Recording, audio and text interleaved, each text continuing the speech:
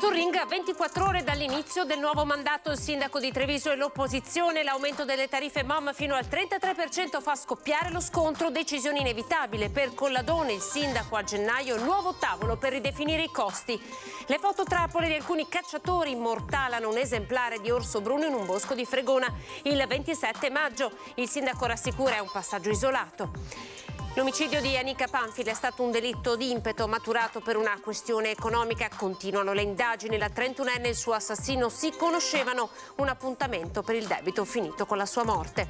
Dopo 8 anni arriva la condanna definitiva per il PR 27enne di Loreggia che violentò una quindicenne in discoteca a Castelfranco. Sicurezza nelle scuole. Nel giorno in cui a Oderzo si inaugurano i lavori a Sansovino, il Comune fa il punto sulla riapertura delle medie che furono chiuse per rischio sismico già a gennaio. Per le province si potrebbe ritornare alle urne già nel 2024. Ieri importante passaggio in commissione in Senato, si accorciano i tempi, ente essenziale, dice il presidente Marcon. Dal 6 al 15 ottobre l'atteso ritorno delle spoglie di Papa Sarto nella Marca, l'arrivo da Roma a Treviso, poi il viaggio verso la sua Riese, veglie, processioni, visite dei fedeli. Il vescovo Tommasi, Pio X, torna tra la sua gente. Buonasera, ben ritrovati. TG Treviso già sul ring, maggioranza e opposizione con lo scontro che si è consumato dopo l'annuncio degli aumenti per il trasporto pubblico locale che scatteranno a partire dal 1° di luglio. Le parole del sindaco Conte, poi quelle di Marco Zabai all'opposizione e ovviamente quelle del presidente di MOM Colladone.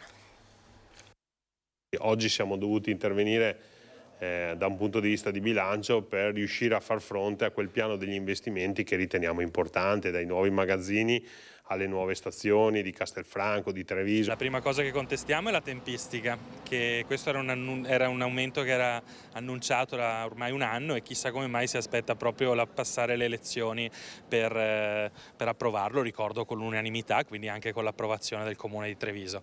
E poi contestiamo il fatto che in questo periodo, quindi un anno di tempo, non si sia cercato delle soluzioni alternative. Primo scontro tra maggioranza e opposizione. Il nuovo mandato Conte si apre con una notizia destinata a suscitare polemiche: l'aumento di 50 centesimi del prezzo del biglietto dell'autobus, che da 1,50 € passa a 2 € dal 1° di luglio. Aumenti che a cascata si applicano ai carnet, che passano da 8 a 11 € e agli abbonamenti, con rincari fino al 33%. Inevitabile ritoccare le tariffe, chiosa il presidente Colladon.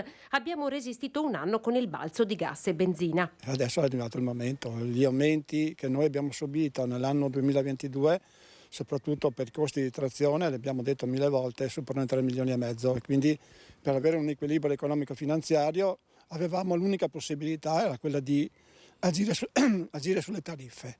Noi abbiamo un altro filone importante che è il Fondo Nazionale Trasporti, ma questo non dipende da noi e quindi questo era l'unico modo. Possibile invece per il consigliere Zabai, che ricorda come la partecipazione della Regione al Fondo per il Trasporto Pubblico si fermi a 6,5 milioni di euro, quando in Emilia arriva fino a 100 milioni, in Lombardia sale fino a 600. A questi aumenti, secondo il consigliere di opposizione, avrebbe dovuto corrispondere una rivoluzione del servizio. Non può più essere semplicemente un attraversamento di un trasporto interurbano, ma deve avere un proprio servizio urbano di trasporto più cadenzato e con mezzi più piccoli. Ma questo ormai è una cosa che purtroppo diventa quasi una banalità dirlo, ma dopo 20 anni ancora siamo qua a discuterne. Pronti a fare marcia indietro già da gennaio, replica Conte, se i costi dovessero rientrare e le utenze aumentare.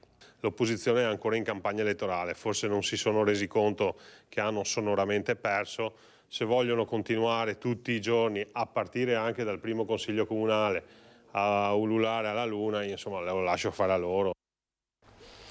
Cosa dicono i trevigiani? Aumento inaspettato, comunque considerevole. Fa piacere, ottimo, proprio bene. Io vengo da Napoli, quindi non ne sapevo niente. Però Quanto costa Napoli? i biglietti, penso 1 euro, 1,5 €. Sono tanti 2 € secondo lei? Forse un pochettino sì, 2 euro. A 1,50 € può andare bene, 2 euro mi sembra un po' troppo, insomma. Sì, secondo me un pochino sì, perché magari piuttosto che aumentare sul servizio pubblico potrebbero venire un po' più incontro, visto che abbiamo già tantissimi aumenti e la vita al giorno d'oggi è molto molto cara. Io prendo l'extraurbano, quindi costerebbe penso ancora di più. Non penso sia tanto positivo perché costa già, mi pare che il mio costi 3,75, una cosa del Costerà 4,20. forse un po' tantino. Io studio studio a Trieste, quindi là lo prendo spesso e là il biglietto urbano costa 1,40. Anche là l'hanno aumentato di 5 centesimi, però l'hanno aumentato. E oggettivamente 2 euro è un po' tantino per un urbano. 2 euro secondo lei è un prezzo equo per un viaggio? No, mi sembra abbastanza sostenuto, 2 euro un biglietto, una corsa.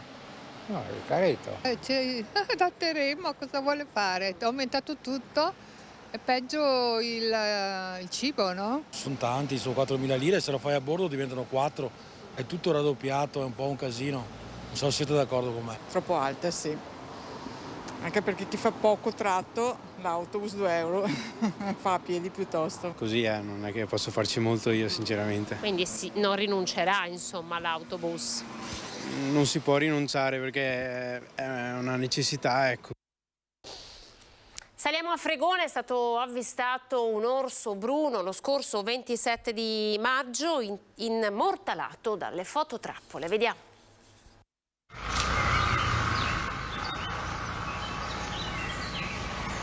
È questo l'orso ripreso sulle prealpi trevigiane il 27 maggio. Erano quasi le 19 di sera quando è stato ritratto da una fototrappola sopra l'abitato di Sonego nel comune di Fregona. È un orso bruno, un esemplare maschio di pochi anni che vagava sul sentiero che sale al Monte Pizzoc. La scoperta è stata fatta da alcuni cacciatori che utilizzano la fototrappola per la caccia al cinghiale. La zona, le ultime case che vediamo qui, la zona appena dietro. Sono stati allertati i carabinieri forestali di Vittorio Veneto e i servizi forestali regionali che dopo varie perlustrazioni hanno accertato che il mammifero non era più presente nella zona. Anche il primo cittadino rassicura i residenti. Transitano per il nostro territorio perché di fatto basta che uno vada a vedere il territorio ormai è diventato quasi tutto boschivo e quindi si trovano nel loro habitat naturale presenze come ripeto ne abbiamo avute che negli anni passati, però di fatto non ha mai creato nessun problema sul territorio. E a pensarla nello stesso modo sono anche gli abitanti di Fregona e Sonego. L'orso c'era già secoli prima. Gli orsi sono comunque presenti adesso, penso che comunque siano di passaggio. Non è la prima volta che viene, era già stato visto ancora diciamo 4-5 anni fa, sì che camminano però qua non rimangono. Siamo tranquilli. È innocuo secondo me. Sì, ha più paura di noi. Qui ci troviamo nel bosco dove l'orso è stato filmato dalla fototrappola. A poca distanza si trovano delle case. Nemmeno questo apicoltore che abita a ridosso del bosco ha subito degli attacchi alle sue arnie, sebbene gli orsi siano ghiotti di miele. Non c'è da aver timore? No, quello lì è di passaggio e basta. Non è stanziale, perché femmine non ce n'è, quindi lui va. Nessun rischio anche per gli escursionisti. In caso di incontro il suggerimento è di allontanarsi facendo rumore, magari utilizzando un fischietto che a distanza allontana l'orso. La cronaca, l'omicidio di Anika Panfili è stato un omicidio d'impeto, le indagini serrate dei carabinieri per scoprire la verità sulla morte della mamma 31enne. Anika quel giorno ha incontrato il suo assassino, probabilmente lo conosceva, con lui aveva un appuntamento. Questa è una delle piste seguite dagli investigatori, un omicidio che potrebbe essere maturato per una questione economica, forse un debito, ma il condizionale rimane d'obbligo. Certo è che si tratta di un delitto di impeto, non sarebbe stato premeditato, forse una lite violenta terminata con l'uccisione della 31enne. Poi il killer si sarebbe disfatto del corpo gettandolo nelle acque del Piave, dove è stato ritrovato 3 giorni dopo. A dare l'allarme era stato proprio il compagno di Anika, non avendola più vista tornare a casa. Era andata a lavoro presso l'abitazione di Franco Battaggia, dove svolgeva periodicamente le pulizie. Poi di lei si erano perse le tracce. L'uomo avrebbe detto agli investigatori che quel giorno la 31enne era preoccupata perché doveva dei soldi a qualcuno. Lui le avrebbe prestato 5.000 euro, la metà del debito, sempre secondo la sua versione. Ma di quei soldi che Anika doveva a qualcuno, il compagno ha sempre sostenuto di non sapere nulla. Insomma, un mistero ancora troppo fitto. Mancano tra l'altro gli esiti degli ulteriori accertamenti effettuati dall'anatomopatologo, accertamenti che potrebbero rivelare ulteriori novità. Sul fronte investigativo si stanno analizzando i tabulati delle chiamate ricevute e fatte dalla donna.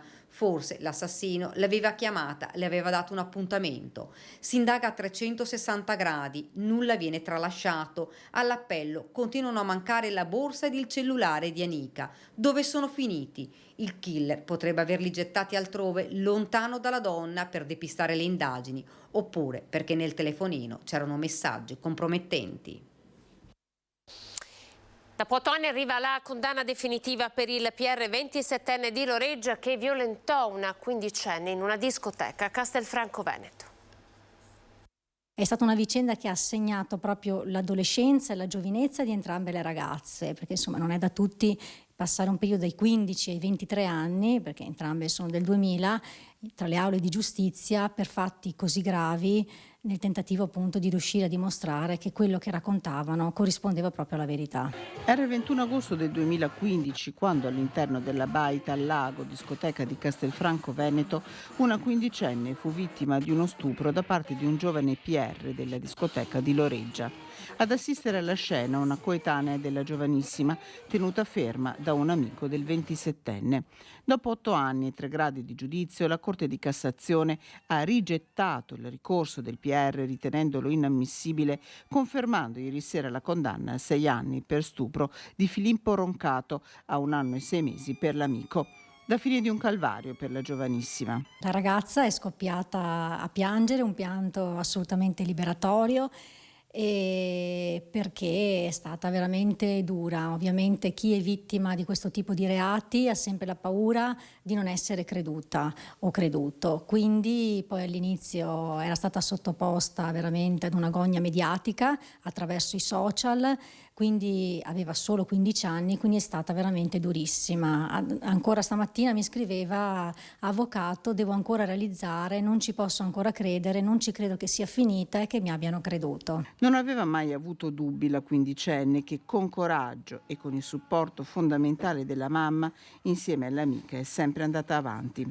Lì per lì la mamma e la ragazza non hanno avuto dubbi, nel senso che hanno immediatamente denunciato. Questo dimostra anche la forza e il coraggio di queste due donne.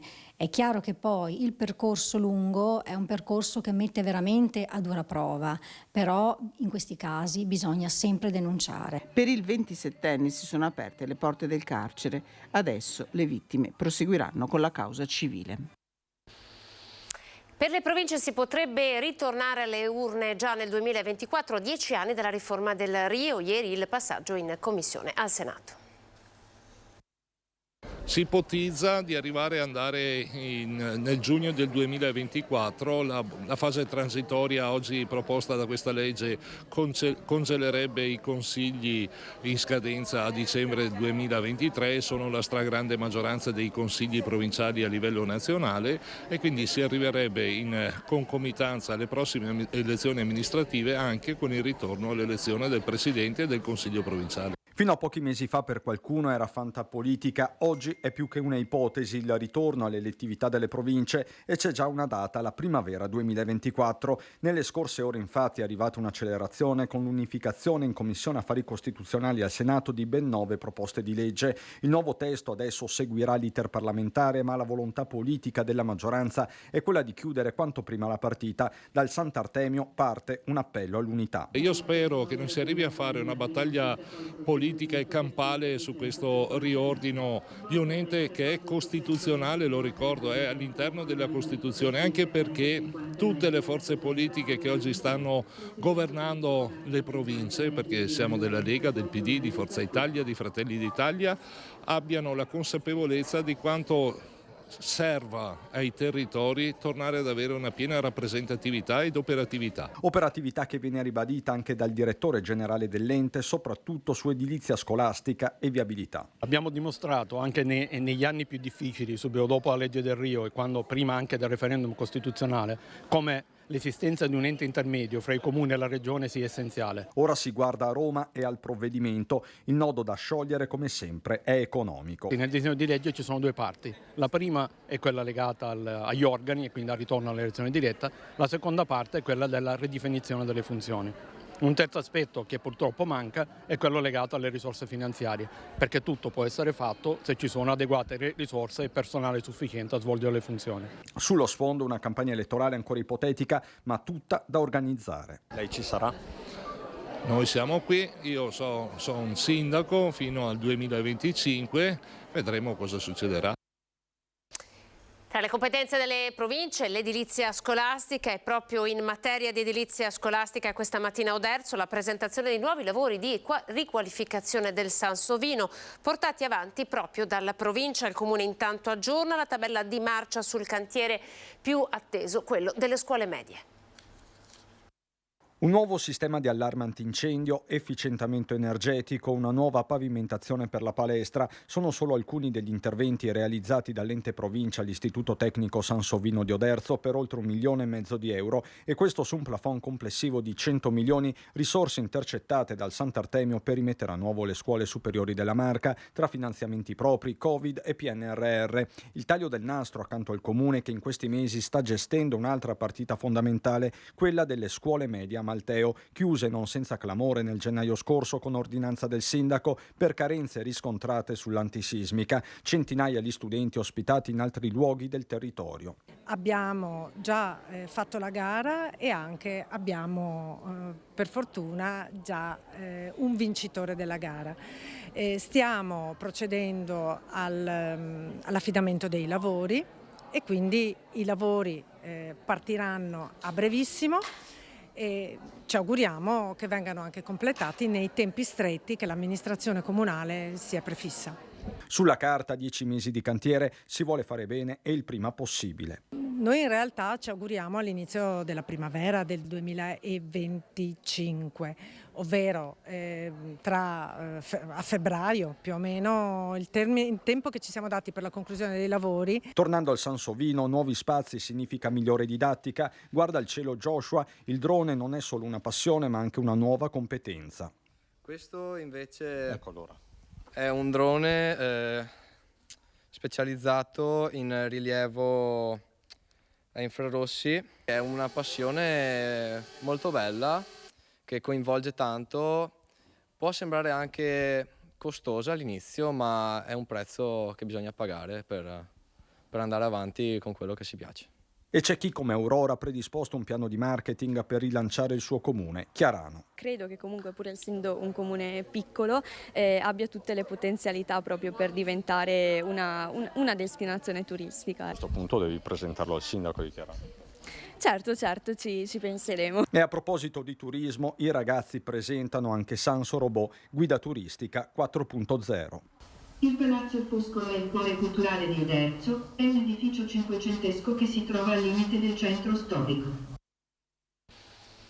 Nel mese di maggio sono caduti mediamente in Veneto 174 mm di pioggia rispetto ad una media del periodo 94-2022 di 115. Gli apporti meteorici mensili sul territorio regionale sono superiori alla media del 52%, stimabili in circa 3.209 milioni di metri cubi di acqua. Lo rileva il bollettino sulla risorsa idrica dell'ARPAV. Nei principali serbatoi del Piave i volumi di maggio, pur in flessione nella parte centrale del mese, sono complessivamente in incremento. Per quanto riguarda le falde, le ripetute precipitazioni della seconda metà di aprile e di tutto maggio hanno attivato dinamiche di ricarica un po' ovunque, tranne che nell'alta pianura del Veronese. Nuovi volti e più donne nel nuovo Consiglio Comunale di Treviso. La prima seduta ieri alle 18, la presidenza va allo storico rappresentante del Carroccio, Antonio Dotto. Giuro di osservare lealmente la Costituzione italiana. Sono le 10:15 a Palazzo dei 300, inizia ufficialmente con il giuramento sulla Costituzione il Conte 2. In un palazzo finalmente gremito, poco prima si era consumata la votazione del Presidente del Consiglio, carica che va senza sorpresa ad Antonio Dotto, storico rappresentante del Carroccio. La minoranza procede compatta anche sul nome della Presidenza, mentre avanza il nome di Antonella Tocchetto, storico e battagliero volto del Partito Democratico per la vicepresidenza. Va ad una donna anche la seconda vicepresidenza, Claudia Tronchino, Martin, lista Lega Veneta, è eletta con 22 preferenze. Un consiglio più giovane, tanti volti nuovi e più in rosa, un terzo sono donne.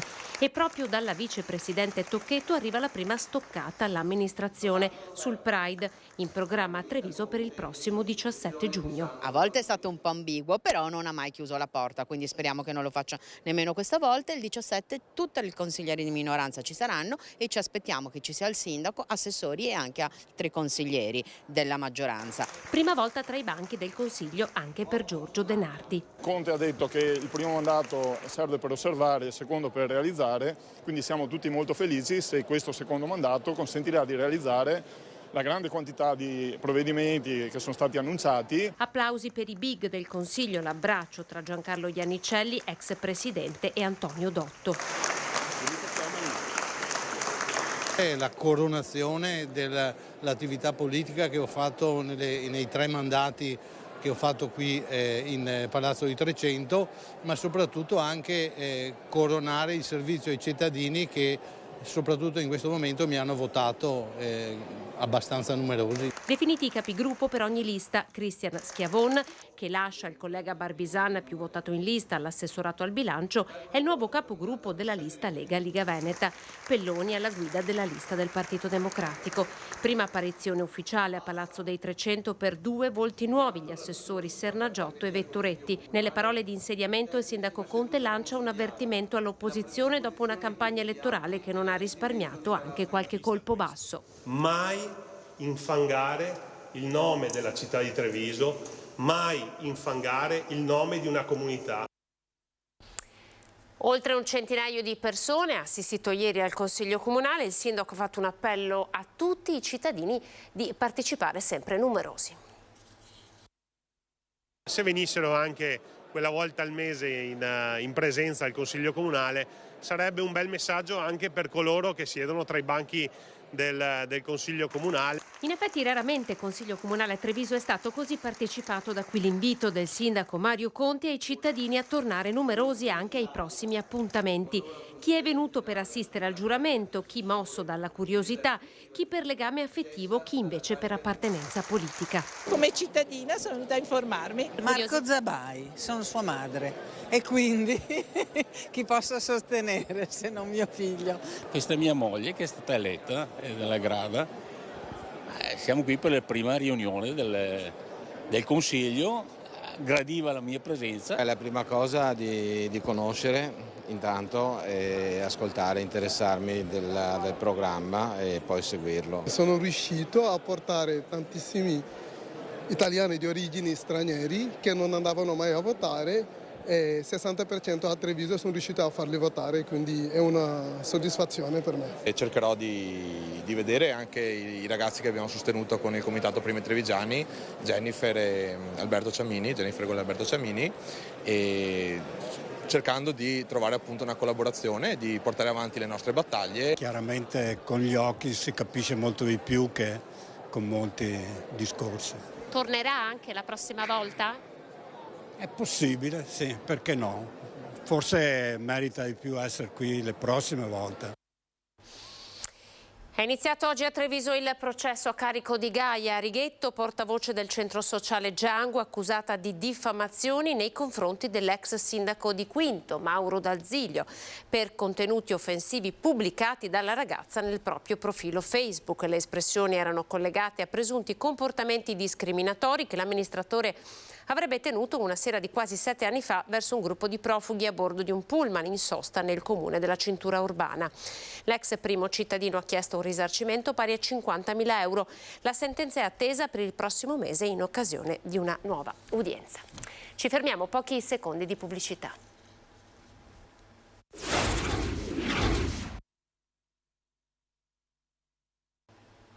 TG Treviso, ben ritrovati a 120 anni dall'elezione a Papa di Giuseppe Sarto dal 6 al 15 ottobre, un momento devozionale senza precedenti tra Treviso e Riese Pio X. Questo ritorno ce lo fa vedere un po' più da vicino, ce lo fa toccare, abbiamo bisogno anche di queste manifestazioni più fisiche e credo che rivederlo soprattutto nel suo santuario delle Cendrole sarà molto commovente. Sacerdote di Riese, pontefice, santo, Tornerà nella sua terra natale Giuseppe Sarto. Torneranno a casa le spoglie di Papa Pio X. Per la prima volta nella storia, dal 6 al 15 ottobre, a 120 anni dalla sua salita al Soglio Pontificio, l'urna che conserva il corpo del santo partirà dalla Basilica di San Pietro a Roma per arrivare poi nella Marca. Arriverà prima a Treviso, sarà ospitato nella cattedrale di Treviso, lui ha avuto compiti in seminario, è stato cancelliere, è stato veramente in questi luoghi ed è bello che possa passare di qua. 24 ore alla cattedrale di Treviso e poi il viaggio verso il comune di Riese Pio X. Nel pomeriggio di sabato 7 ottobre verrà a Riese, dove sarà accolto dalle autorità civili e religiose per poi permanere fino a domenica 15 ottobre al santuario della Madonna delle Cendrole, dove sarà possibile appunto visitarlo. Dall'8 al 15 ottobre infatti sarà possibile visitare la salma del Papa Santo e non solo. Per l'occasione stiamo preparando da più di qualche mese, vorrei dire anno. In particolare è stato effettuato il restauro conservativo completo della casa natale ed è in corso di realizzazione il riallestimento museale del museo adiacente, per cui per l'inizio del pellegrinaggio sarà completamente nuovo e riallestito. Pellegrinaggi, veglie e celebrazioni, un calendario ricco di tappe e appuntamenti consultabili nel sito papapiodecimo.it, dove sarà possibile anche prenotare le visite. A partire da domani torna la rassegna culturale Robe da Matti, organizzata dalla cooperativa Solco. 25 anni di attività nell'aiuto e nell'inserimento lavorativo di persone con disabilità psichica, un fenomeno, quello del disagio mentale, in continuo aumento.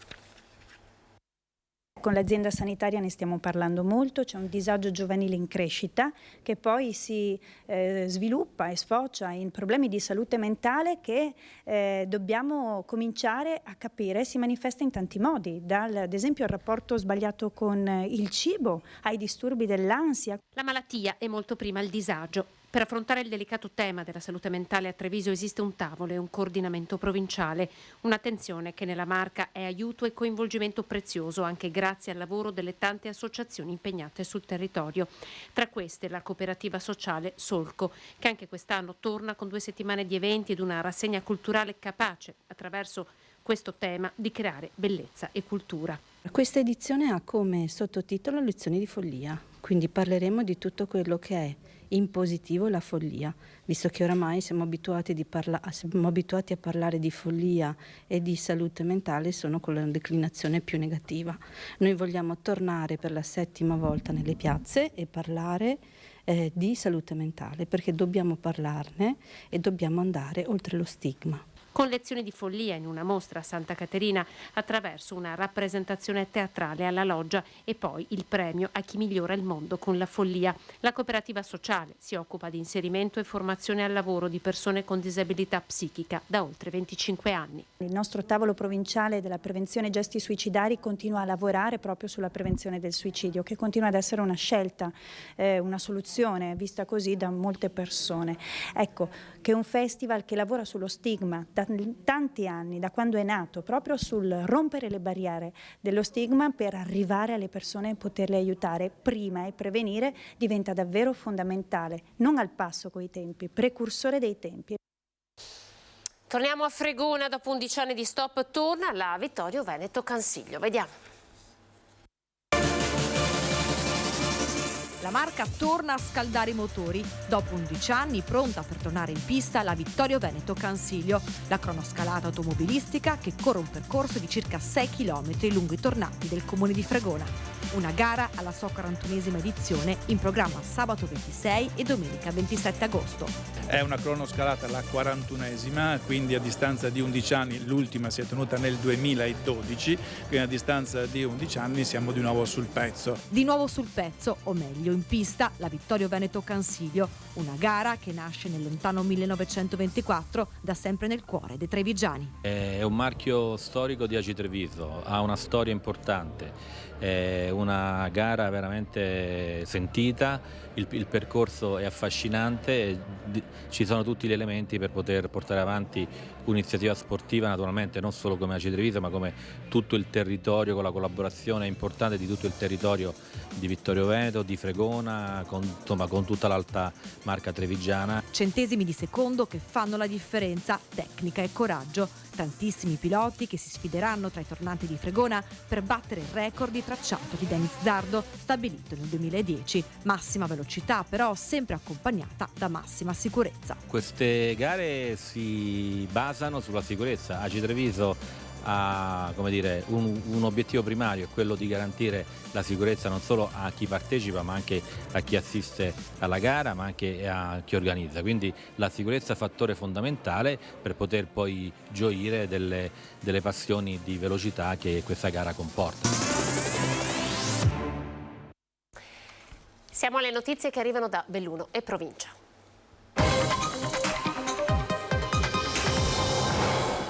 In apertura ai fatti di Verona, con i presunti soprusi in questura, il quadro indiziario si fa sempre più grave. Ci sono altri 17 indagati, avrebbero coperto i colleghi, ora agli arresti domiciliari, tra questi un 51enne di Bussolengo e un 45enne del Bellunese. Lo scandalo si allarga a macchia d'olio, così come cresce il numero degli indagati per gli abusi sciocchi in questura a Verona, fatti che se confermati sarebbero di una gravità inaudita. Le parole contenute in una nota del ministro degli interni Matteo Piantedosi diffusa in giornata. Oltre ai 5 arrestati, ora ci sono altri 17 indagati che devono rispondere di falso o omissione in atti d'ufficio. In pratica avrebbero coperto i colleghi girandosi dall'altra parte, pur essendo a conoscenza di un modus operandi incompatibile con chi indossa quella divisa. Per loro la procura scaligera ha avanzato il GIP la richiesta di applicazione di misure interdittive, anche se in realtà il questore Roberto Massucci aveva già adottato lo spostamento d'ufficio. Non passa ora senza che si aggiungano nuovi dettagli, scorci d'inferno in quelli che dovevano essere controlli di routine con destinatari prevalentemente extracomunitari e senza tetto. Sono stato usato come uno straccio per pulire la mia stessa urina, ha riferito Nicolae Daiu, 56 anni, cittadino rumeno senza fissa dimora. E poi le botte, l'uso sistematico di spray al peperoncino, gli insulti anche razzisti, tra le presunte vittime pure una donna.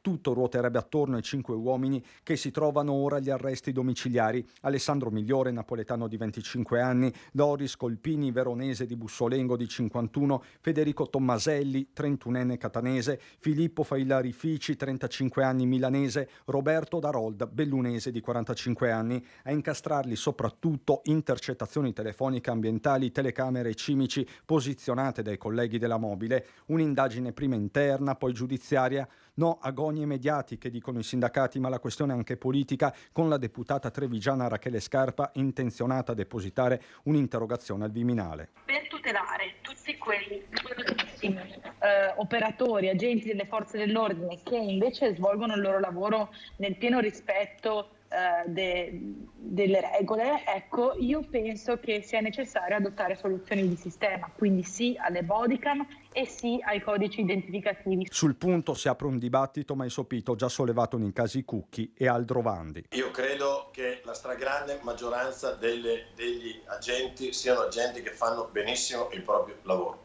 e che quindi non sia necessario codice identificativo o bodycam. Ricordiamoci che le forze dell'ordine già oggi sono bersaglio di delinquenti e non vedo il motivo di mettergli un numero addosso per farli identificare magari durante manifestazioni, tipo quando vediamo certi atti al di fuori degli stadi, piuttosto che durante certe manifestazioni quando devono intervenire. A non riconoscere che c'è una minoranza che in nome di quella divisa fa queste cose vuol dire vivere in un altro pianeta, quindi bisogna agire. Senza risorse e personale la sanità pubblica collassa, la CGIL con la funzione pubblica è scesa in piazza per manifestare contro i tagli alla sanità. Una manifestazione davanti ai cancelli del Santa Maria del Prato per lanciare la campagna per la salute. La CGIL, con la sua categoria della funzione pubblica, torna in strada a protestare contro i tagli alle risorse e al personale che rischiano di far collassare la sanità pubblica. Chiediamo di avere più risorse per la sanità, di avere risorse nei contratti del pubblico impiego, in particolare la sanità, e chiediamo di avere anche dei finanziamenti straordinari per incentivare le persone a venire a lavorare in territori delicati come la provincia di Belluno. Una lettera appello è stata inviata alla Regione affinché si faccia promotrice nella sede della Conferenza Stato-Regioni e nell'interlocuzione con i ministri per modificare gli indirizzi del Governo in materia di salute e personale. Serve un piano straordinario di reclutamento del personale, serve rinnovare i contratti aumentando le retribuzioni, afferma la CGIL.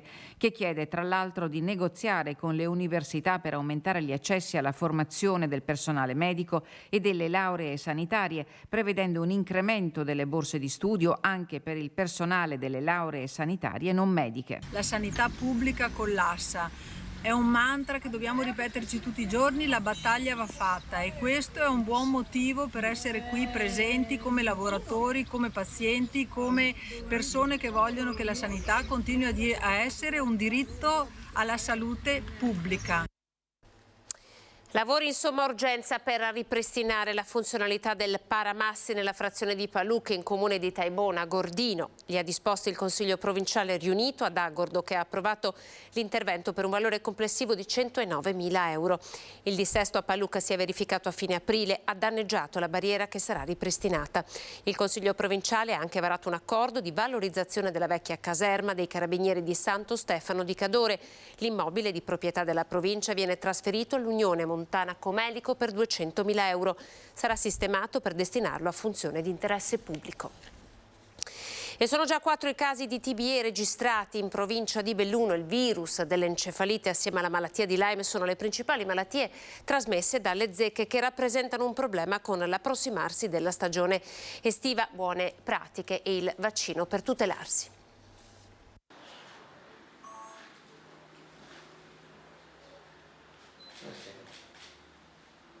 L'invito che vogliamo fare oggi a tutta la popolazione del Bellunese in particolare, ma anche a tutti i turisti che arriveranno appunto nei prossimi giorni, settimane, mesi qui nelle nostre montagne, l'invito alla vaccinazione, perché effettivamente la zecca si può prendere e può avere appunto degli effetti, come dire, importanti. Il commissario dell'ULS-1 Giuseppe Del Bene testimonia l'eccezione del vaccino contro il virus della TBE, certamente la malattia più pesante assieme alla borreliosi trasmessa dalle zecche.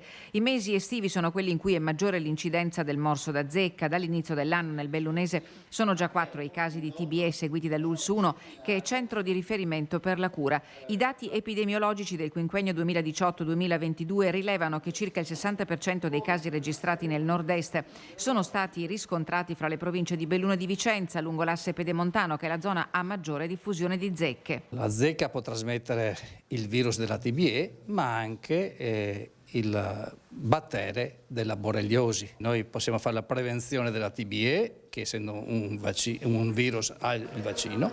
Per quanto riguarda la borreliosi è un battere e possiamo fare solamente una terapia che si fa con gli antibiotici. Dall'ULS-1 il consiglio di buone pratiche di comportamento: indossare abiti di colore chiaro per le escursioni, prediligere i sentieri, utilizzare repellenti, controllare cute e indumenti a fine gita. Per la prevenzione dell'encefalite da zecca utile è il vaccino. Il ciclo vaccinale anti-TBE prevede 3 dosi ai tempi 0, 1, 6, un piccolo ritardo nella seconda e nella terza dose non compromette, anzi consente una risposta anticorpale ottima.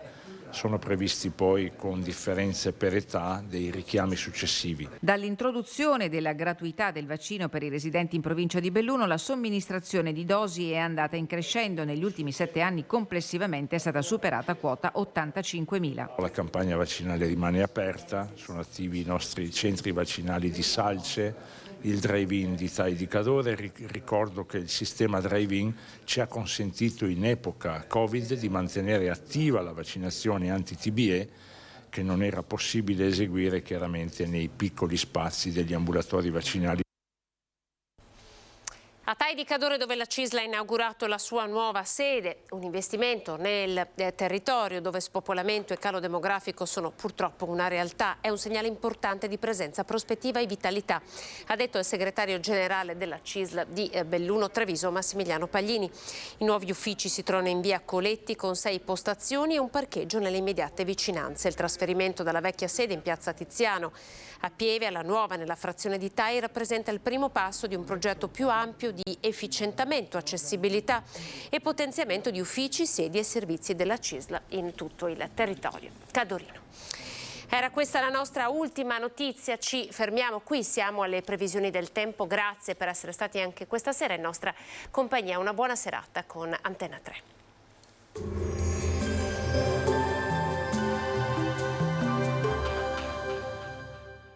Entra nel mondo Lolato, Da oltre 40 anni un team di professionisti per migliorare la qualità della tua vita. Centro del piede con servizi di podologia, laboratorio per la produzione di plantari e calzature su misura. Bentrovati al meteo. Prevale il bel tempo, ma avremo ancora una locale instabilità. L'anticiclone non riesce a imporsi sull'Italia. Il dettaglio di giovedì 8 giugno.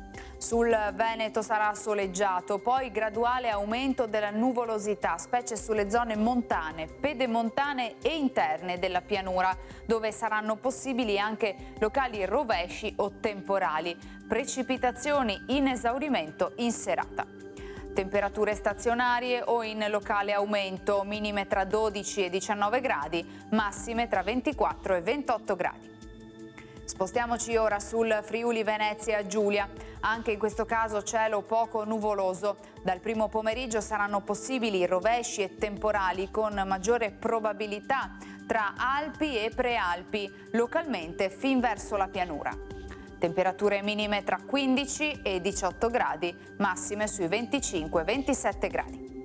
Infine diamo uno sguardo alla situazione del Trentino Alto Adige, dove avremo un'alternanza di nuvole e tratti soleggiati, rovesci sparsi poi nelle ore pomeridiane. Temperature minime intorno ai 16 gradi, massime sui 27 all'incirca. Dal meteo di Antenna 3 per ora è tutto, grazie per l'attenzione, arrivederci.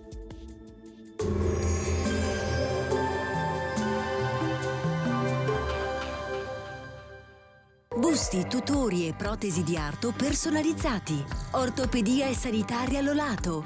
A Treviso e Montebelluna. Lolato, soluzioni per star bene.